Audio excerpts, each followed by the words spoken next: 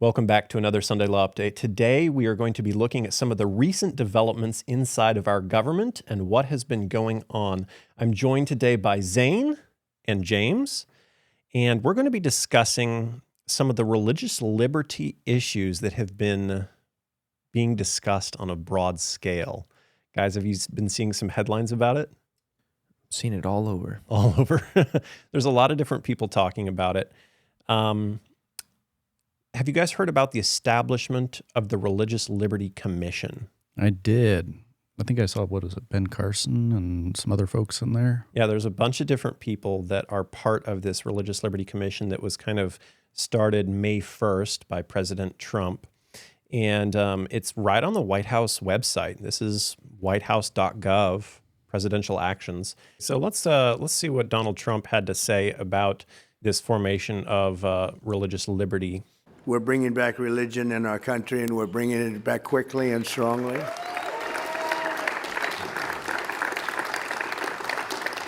Because for America to be a great nation, we must always be one nation under God, a phrase that they would like to get rid of, the radical left.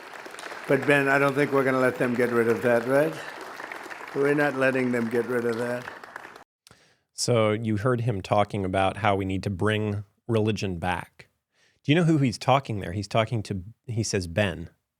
Ben Carson is part of this Religious Liberty Commission.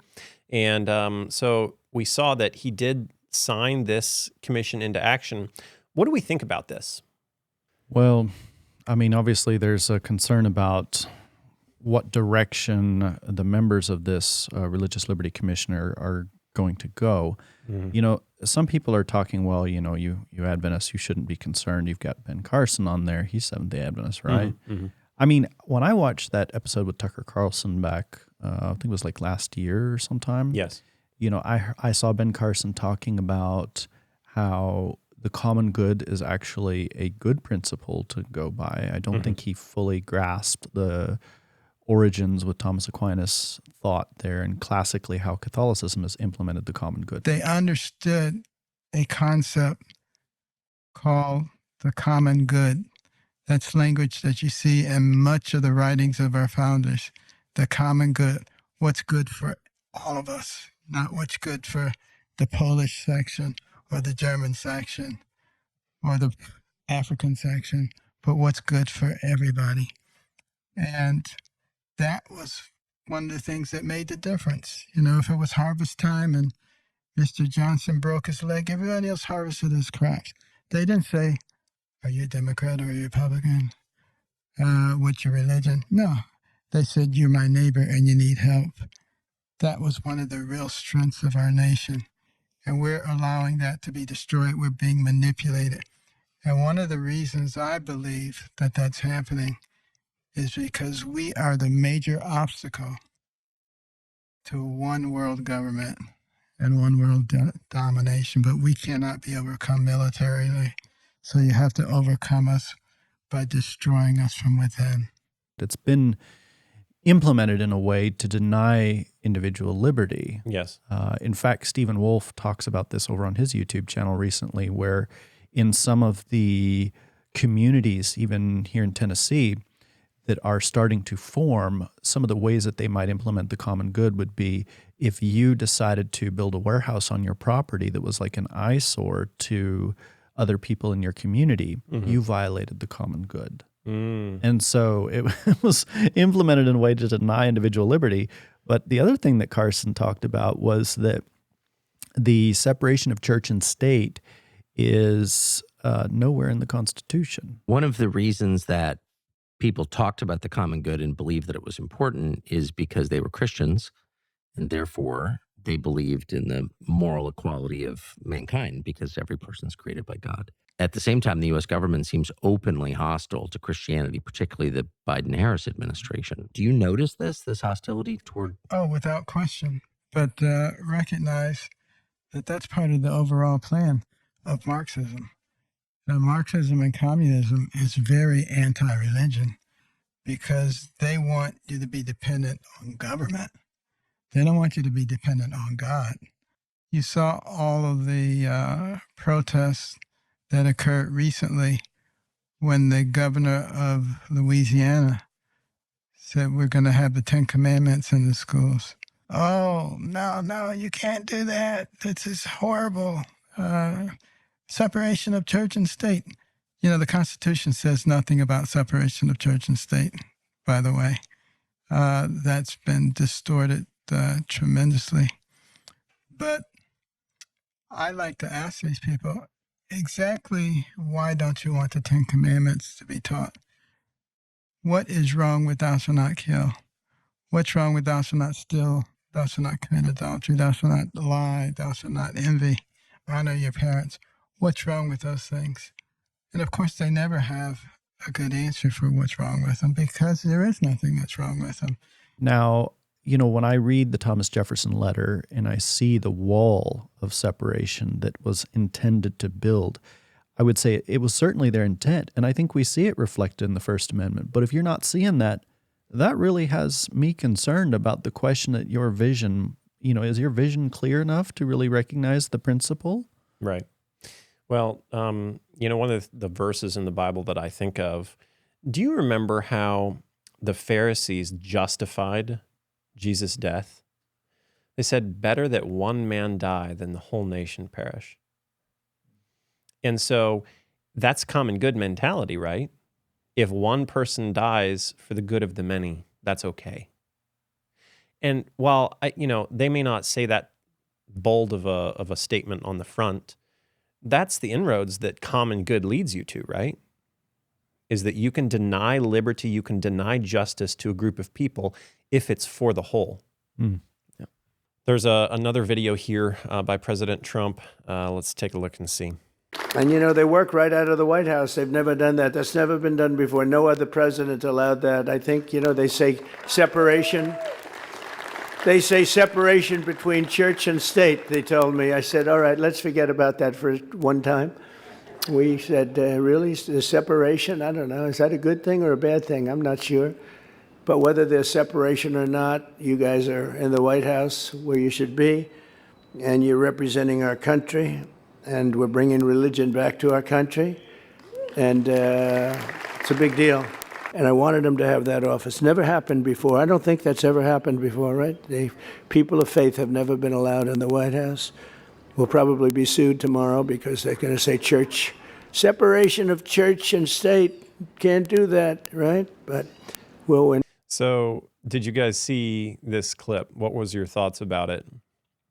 Did you see how he's kind of joking about how, I'm probably going to get sued tomorrow by people telling me, oh, you can't do that.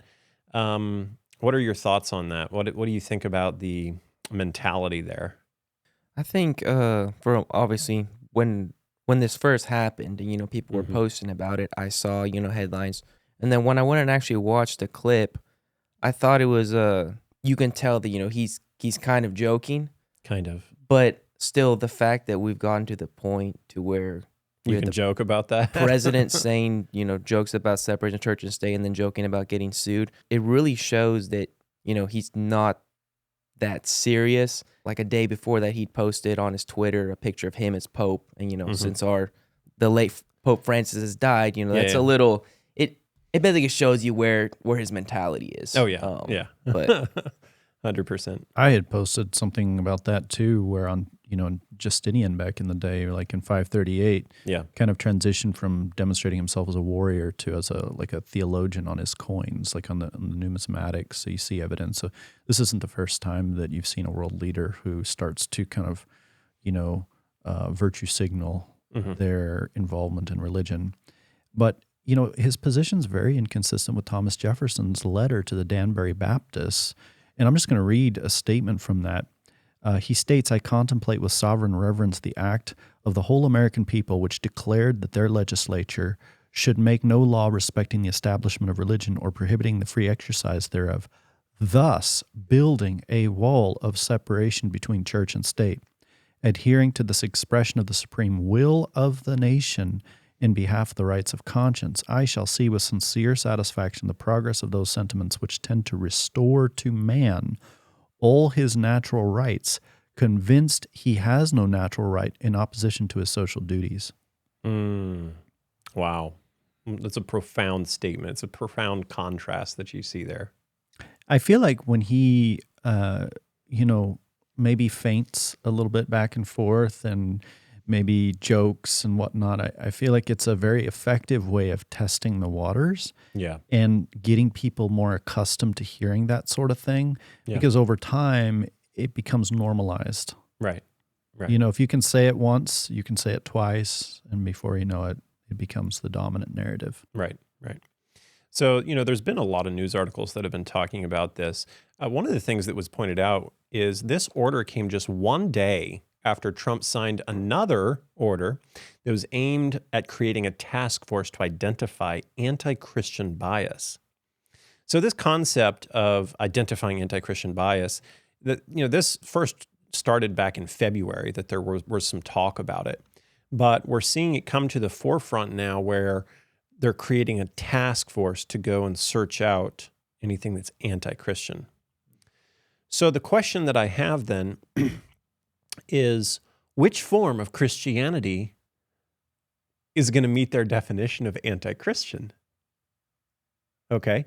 Because if it's Protestant Christianity, that's very different than Catholicism.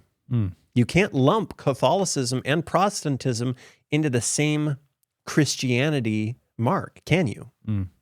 And what other religions are they going to go after? Are they going to go after Jews then? Are they going to go after Muslims or anybody else? That's the question, right? Mm-hmm.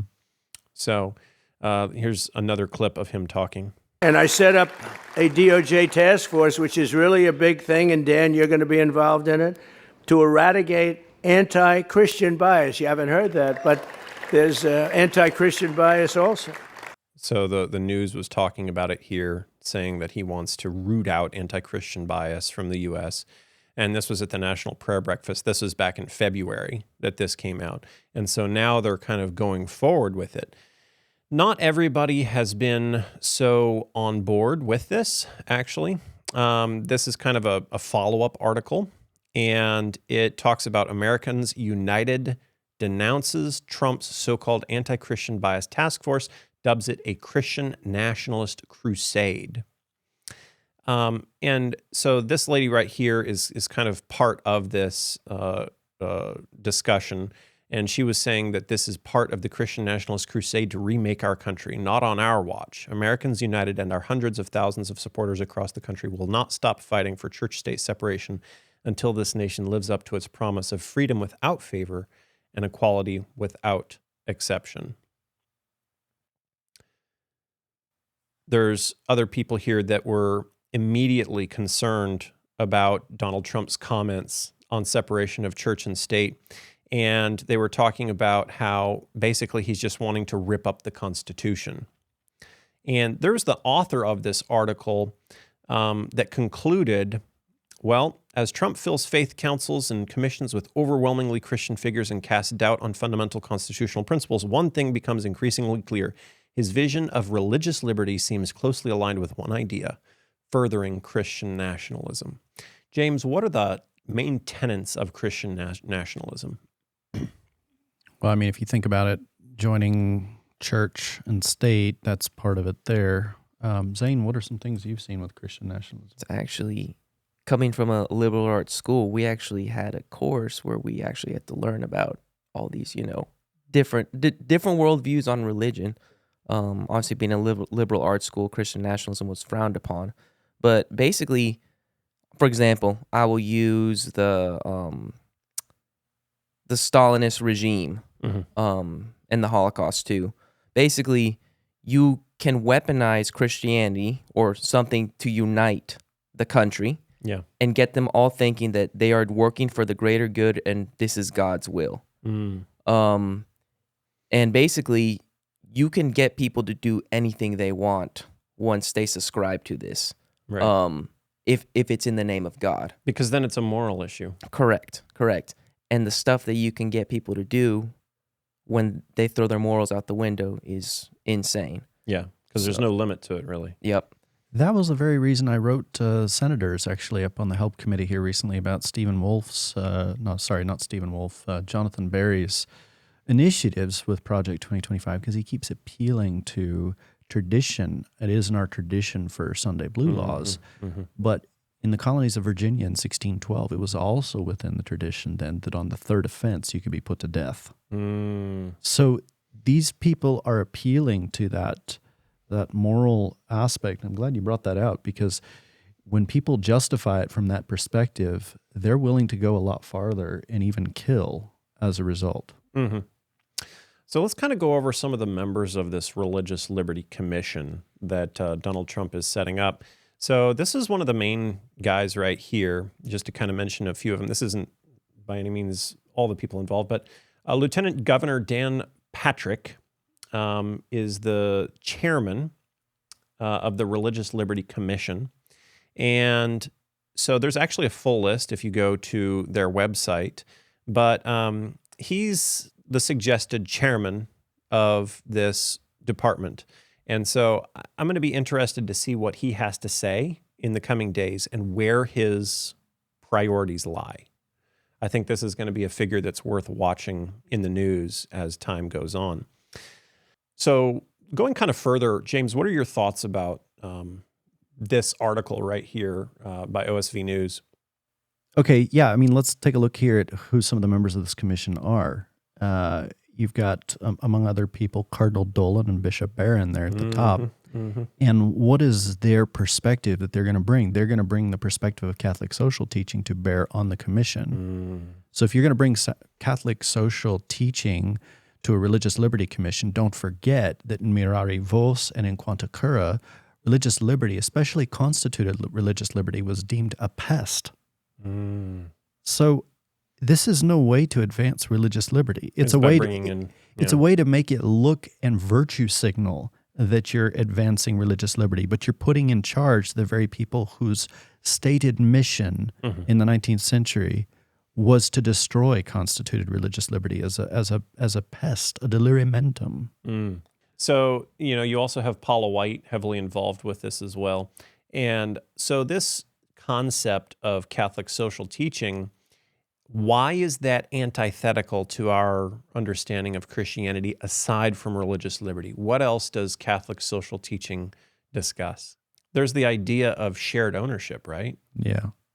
To where you don't actually... The universal destination of goods. And that was in the late Pope's encyclical, correct?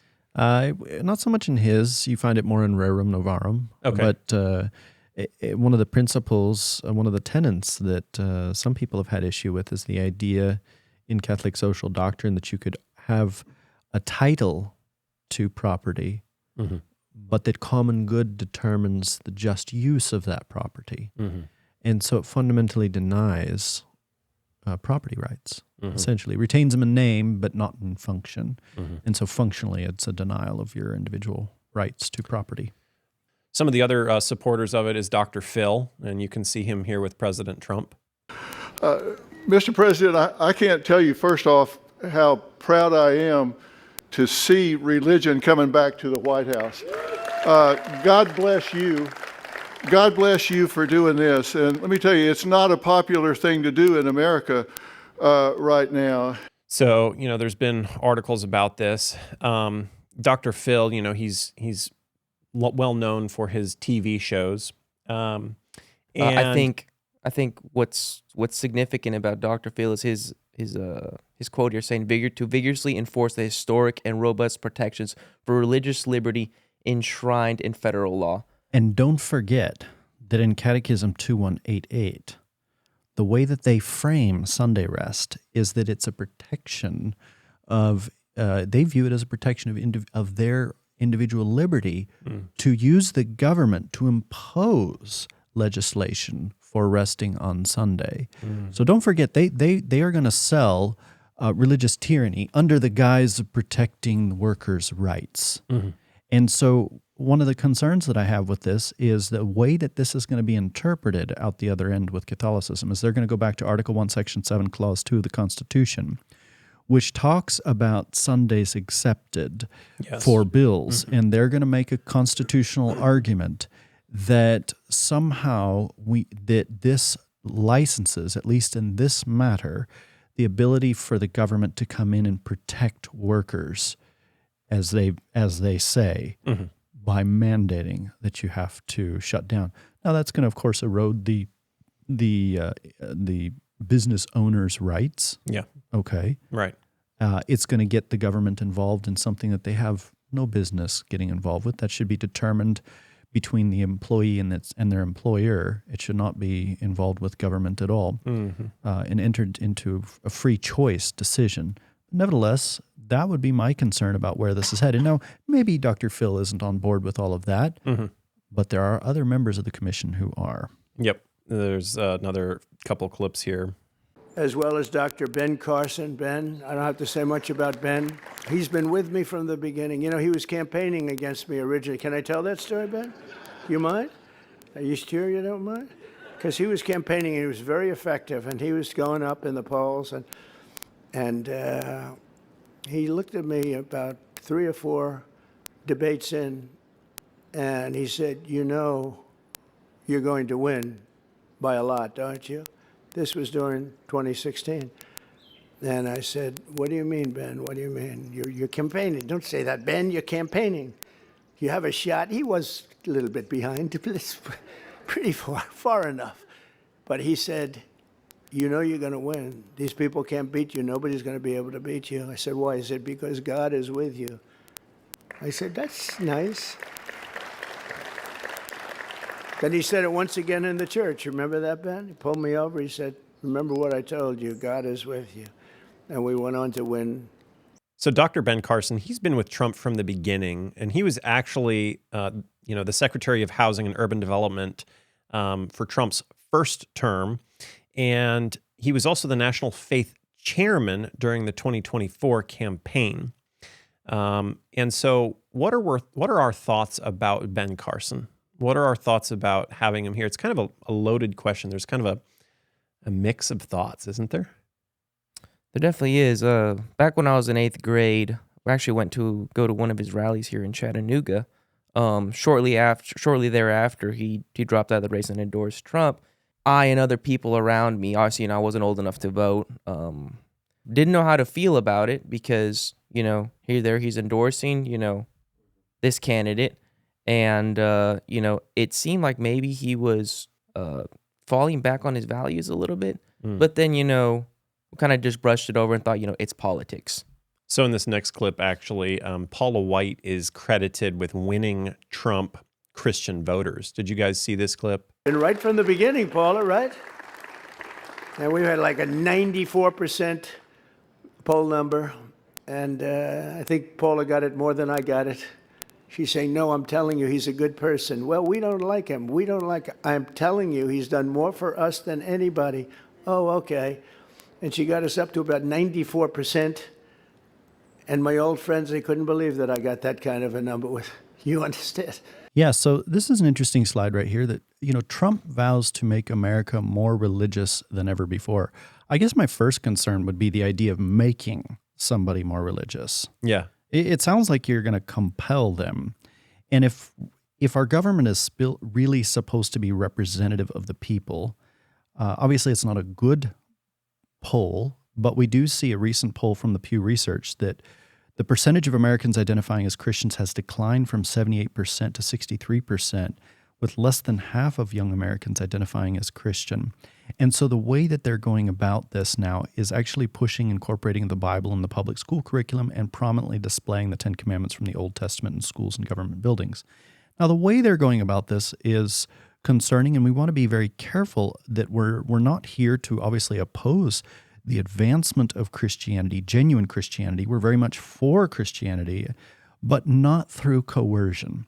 Now, the one thing I'll say is it's I don't think it's our primary focus to go out and openly oppose this, right? Even though the principle that it's of coercion is wrong, because at the end of the day, the Bible is going to yet speak. If they bring it in, it's going to speak, and it's going to reveal some of the things that are wrong with this Christian nationalism movement. And so I would say we need to be balanced in how we approach it. But they're obviously seeing a problem here, but they're trying to address it in a way that undermines American values and religious liberty. You know, Donald Trump in this previous clip actually talked about Paula White, and he was talking about percentages. And what's interesting here is these are the percentages that he's talking about. Among white evangelical Protestants, 82% supported Trump, while 61% of white Catholics and 58% of white non-evangelical Protestants also backed him. So he's actually crediting Paula White in a large degree with these numbers of success. And basically saying, like, yep, that's what helped seal the deal. That's what helped, get it finished, shall we say. Here's another clip of her up there. We are here because we understand the power of prayer. Prayer is not a religious act. It's a national necessity. And as senior advisor to President Trump of the newly created and historic White House Faith Office, I do carry a great responsibility to ensure that the voice of faith is not only heard, but also honored at the highest levels of government. And under President Donald Trump's leadership, faith has not been pushed aside. It has been brought back to where it always belongs, and that is center. In just the last 100 days, over 1,000 faith leaders have come into the White House. And they're not here for ceremony, but they're here for collaboration, creating and crafting policy, and sharing their hearts. The President House of Faith Office, as he said, in the West Wing. That is historical, never been done. But our number one is to always defend religious liberty. Executive orders were signed to end the weaponization of government against people of faith, including parents, traditional Catholics that were spied on by the FBI, pro-life advocates. Father God, we come before you in the name of Jesus. We lift up President Donald Trump and give him divine dreams, visions, show him. We call for a spiritual reset in our nation, a return to what is right, a reverence for what is sacred, a realignment with your divine purpose. May we usher in the long-awaited time your prophets have promised of peace and understanding between peoples, kindness and grace, no more war or conflict, with the coming of Mashiach, our righteous Redeemer, soon in our day.